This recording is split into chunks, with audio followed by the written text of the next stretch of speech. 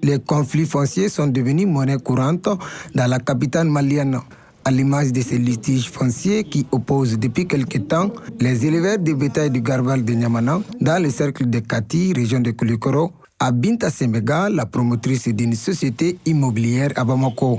Ce mardi 11 septembre, cette affaire a provoqué un heurt entre les gros bras, les éleveurs et commerçants de la place, causant des blessés graves, dont un avec le traumatisme crânien. Le gouverneur de la région de Koulikoro, en compagnie d'une forte délégation, y compris le préfet du cercle de Kati, s'est rendu sur les lieux ce mardi 12 septembre pour décanter la situation. Au nom des plus hautes autorités de la transition, j'ai tenu à me rendre ici à Niamana au marché à bétail. Et comme vous le savez, hier, il y a eu un affrontement entre ces vendeurs de bétail et des gens qu'on appelle communément les gros bras, qui ont été déployés par une dame.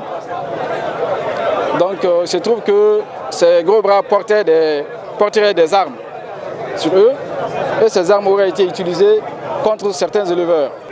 En 2004, le ministre chargé des Affaires foncières a fait une mise à disposition de 13 hectares au président des éleveurs, c'est-à-dire des commerçants de bétail de Niamana.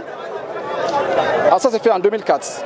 Et en 2005, il y a une affectation par décret présidentiel, une affectation de 13 hectares à ces lieux, donc au ministère de l'élevage, pour des fins du marché à bétail. Quelques heures plus tôt, la délégation s'était rendue à l'hôpital du Mali pour constater l'état de santé des blessés. Des blessés graves notamment, dont un a accepté d'aller se faire soigner par des tradithérapeutes, et le deuxième grand malade qui a eu un traumatisme crânien est actuellement au niveau de l'hôpital. L'intéressé a bénéficié des soins de qualité.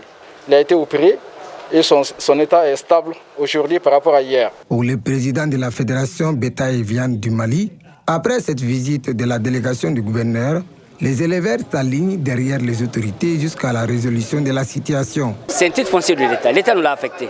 Celle-là, le ministre a annulé son titre. Alors elle a attaqué l'annulation au tribunal. Nous sommes les usufruitiers, on ne peut pas être appelé. Elle a appelé le gouvernement.